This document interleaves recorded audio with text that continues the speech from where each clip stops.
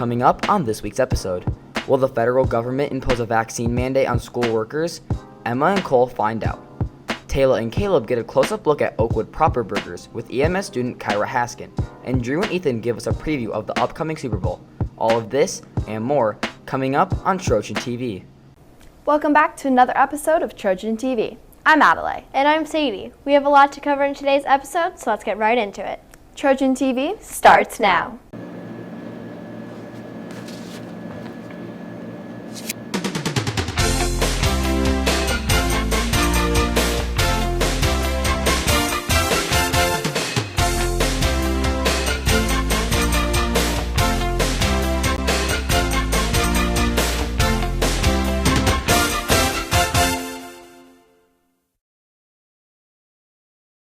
This episode of Trojan TV is sponsored by Posey Construction LLC, Building the Future, Restoring the Past, and Tandem Wealth Management, Moving Forward Together.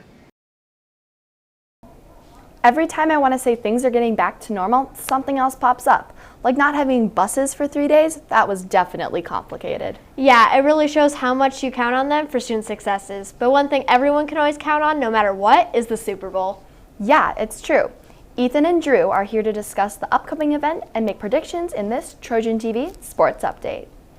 Thanks, guys. The Super Bowl is this coming Sunday, and we're here to break it down. That's right. We'll give you some insight on the Super Bowl, along with our predictions for who we think win the big game. This Sports Report starts now.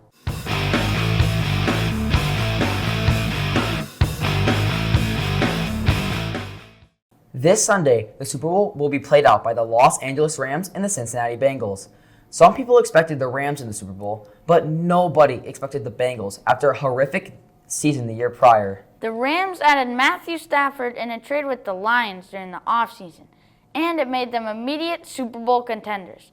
They added Odell Beckham Jr. along with Von Miller to strengthen their team. Both of them made crucial impact for the team, as Odell gave the Rams another outstanding receiver for defenses to worry about, while Von Miller gave the Rams extra edge rushing, which scares offenses, especially since he's paired with Aaron Donald. The Rams' journey began in the wild card round, when they smothered the Cardinals 34-11. Then, they upset Tom Brady and the Buccaneers on their home field 30-27 on a game-winning field goal. And to finish off this incredible run, they beat their rival, the 49ers, who they hadn't beat in the past 6 matchups, to send them to the Super Bowl. The Bengals' journey was even more amazing. With Joe Burrow coming off his rookie season in a torn ACL, nobody had high expectations for the team. Joe Burrow silenced all the doubters and won his final 2 games to clinch a playoff berth. In the wildcard round, they played a Raiders team coming off an entertaining overtime win against the Chargers. They shoved that aside, though, as they beat the Raiders 26-19.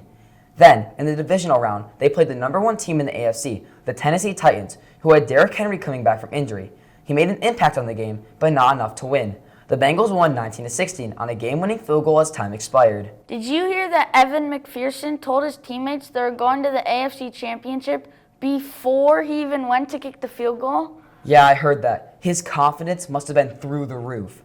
Anyway, then, they played the number 2 team in the AFC, the Kansas City Chiefs. The Chiefs were heavy favorites, and it showed when midway through the second quarter, the Bengals found themselves down 21-3. They then scored a touchdown and stopped the Chiefs on the final play of the first half to go into halftime down 21-10. This momentum shift hurt the Chiefs as the Bengals defense killed Mahomes and their offense was too electric. This was too much for the Chiefs to handle as they lost in overtime 27-24 on yet another game-winning field goal. The Rams will definitely have the advantage in this game as they're playing the Super Bowl in their home stadium. This is the second year in a row this has happened, as the Buccaneers won in their home stadium last year. Although, the Bengals will be considered the home team, as the AFC is the home team for all of the even-numbered Super Bowls. This means that the Rams will call the coin toss, but this may be bad, considering that the last 7 teams to win the coin toss have lost the Super Bowl. So if I'm the Rams, I'm hoping to lose the coin toss. Well, I don't think that will really matter, because I think LA is going to win. Cincinnati has some explosive offense with Joe Burrow and Jamar Chase, but if Aaron Donald and Von Miller can have a good pass rushing day, they won't stand a chance. That would put the game on Stafford's shoulders. He's a 13-year veteran going up against a Bengals defense that doesn't have much big game experience.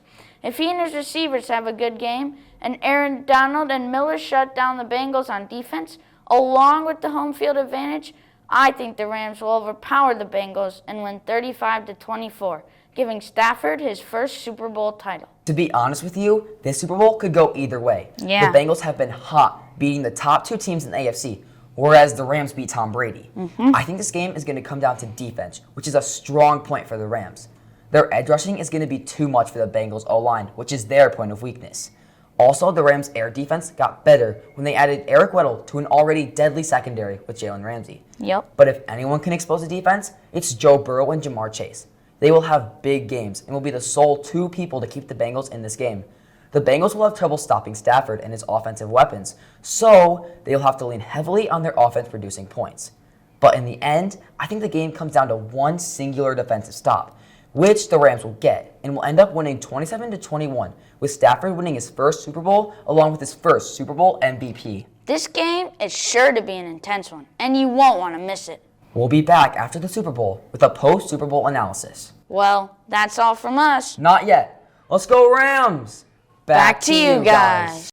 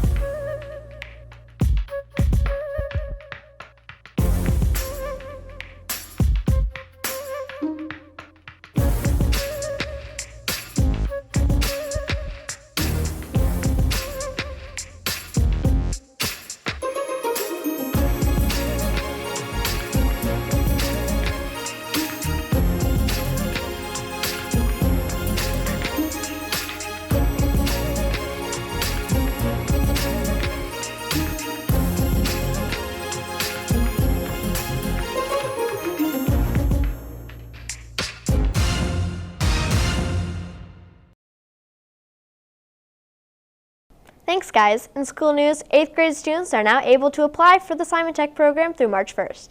See your guidance counselor for more information. Mark your calendar, students, as we have several dates to note. Thursday, February 17th is a 2-hour early release day with dismissal at 12:35 p.m. And Monday, February 21st, there's no school for students as it is a teacher workday. Did you know you can get academic assistance in our new Trojan Learning Center? Brendan and AJ met up with Mrs. Ben to learn more information about the program. Recently, the Trojan Learning Center has been added as a feature to our school. The Trojan Learning Center is a new program this year, and it's designed to help all students at East Middle School improve their grades, get help when they need it, make up assignments.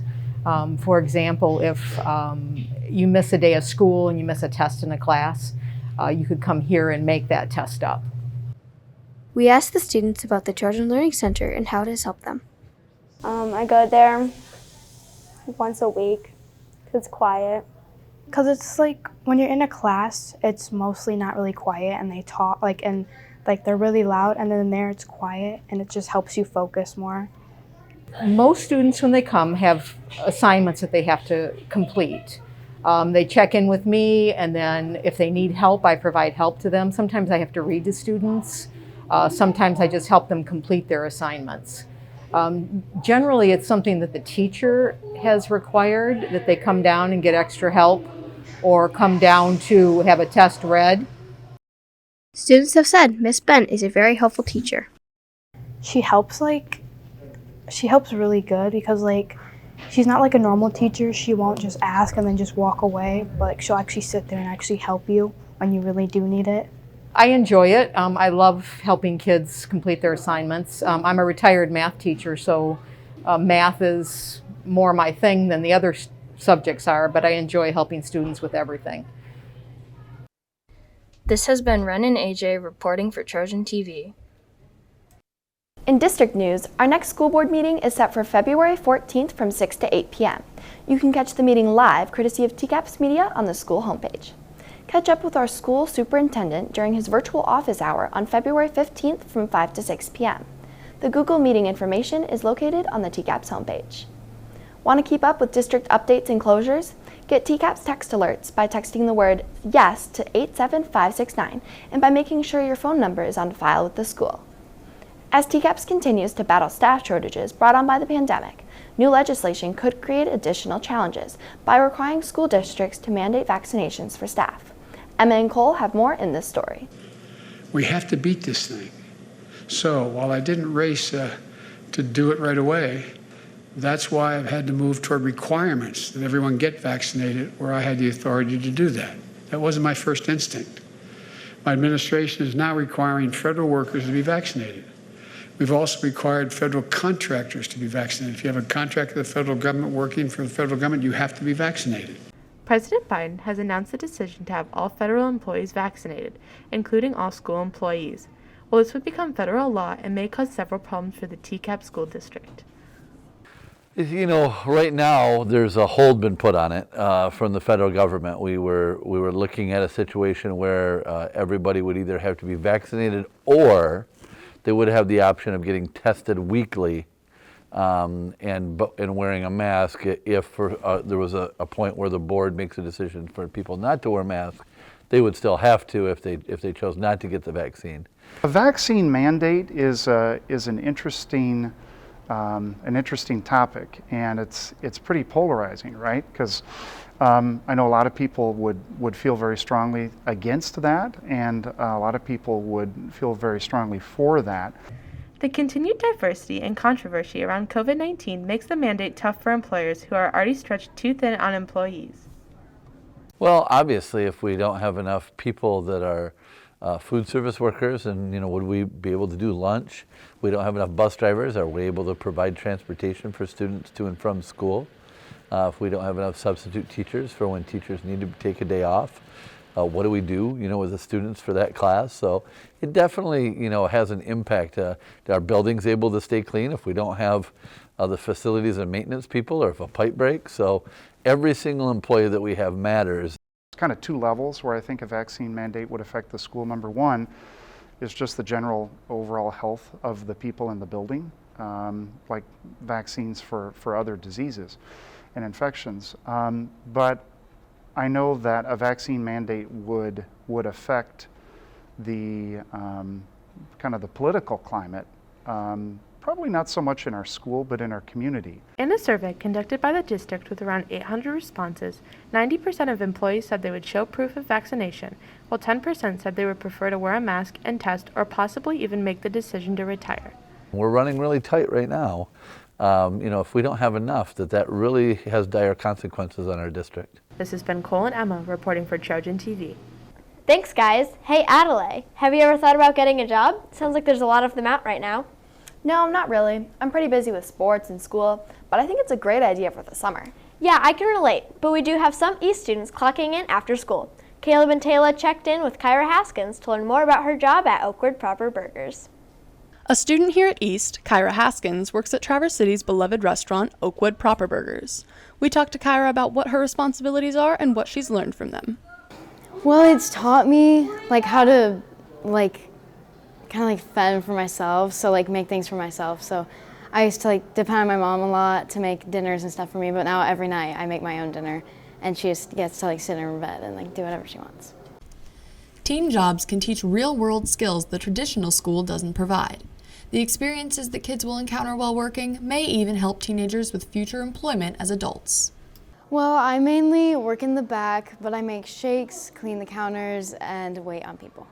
According to the U.S. Department of Labor, the appropriate age to start a job is 14 to 16, being able to work only 3 hours on a school day and 8 hours on a non-school day. Sometimes I have plans with friends, and then they get canceled because I'm starting to work, so that's one of the bad effects of it, but everything else is good. This has been Taylor and Caleb reporting for Trojan TV. Thanks, guys. Kyra's job actually looks fun, and that food looks amazing. Yeah, I mean, that's the American dream, right? Working at a family-owned business, that would be a blast. Well, that's it for this episode of Trojan TV. Be sure to check out our website, The Link, where you can find extended DMC and yearbook coverage, including our weekly poll where you can weigh in on the Super Bowl. And don't forget to follow us on Instagram at EastDMC. Have a great weekend, Trojans. Bye.